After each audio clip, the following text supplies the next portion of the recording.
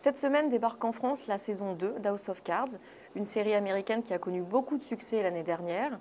Tout d'abord parce que c'est la première série produite par Netflix, le nouveau producteur de séries américaines en ligne, qui a la particularité de mettre à disposition des internautes tous les épisodes d'une série d'un coup, un seul jour, ce qui est très appréciable pour les fans de séries comme moi. House of Cards, ça parle de quoi? Ça parle d'un couple diabolique à Washington qui a gravi les échelons et qui est aujourd'hui composé de Kevin Spacey, qui joue le rôle du vice-président des États-Unis, Frank Underwood, et de sa femme, Robin Wright. L'originalité du jeu d'acteur de Kevin Spacey, c'est de s'adresser directement à la caméra de temps à autre pour parler au téléspectateur, lui confier le ressenti qu'il a d'une scène qui est en train de se passer ou d'une discussion qu'il a avec un personnage important de la série.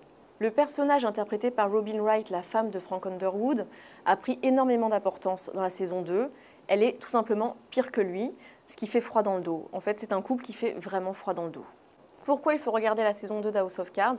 Parce que ça parle de sujets d'actualité et pour tous ceux qui aiment l'actualité, c'est très intéressant. Donc, par exemple, il est question du shutdown des institutions américaines, des relations commerciales entre la Chine et les États-Unis, des écoutes de la NSA et l'affaire Snowden, et aussi les relations plus généralement des médias et du système politique américain. Les 13 épisodes de la saison 2 d'House of Cards sont très réussis, à commencer par le premier, qui est du tonnerre, je n'en dis pas plus, mais qui donne envie en tout cas de voir la suite de la saison. Reste à savoir si House of Cards sera récompensé cette année aux grandes cérémonies américaines, telles que les Emmy Awards ou les Golden Globes. L'année dernière, ce ne fut pas le cas. Pourquoi ? Peut-être parce que Netflix était le producteur de la série et ça déplaisait aux grandes chaînes américaines.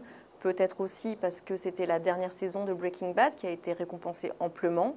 Cette année, Breaking Bad n'est pas en compétition, alors peut-être qu'House of Cards a ses chances.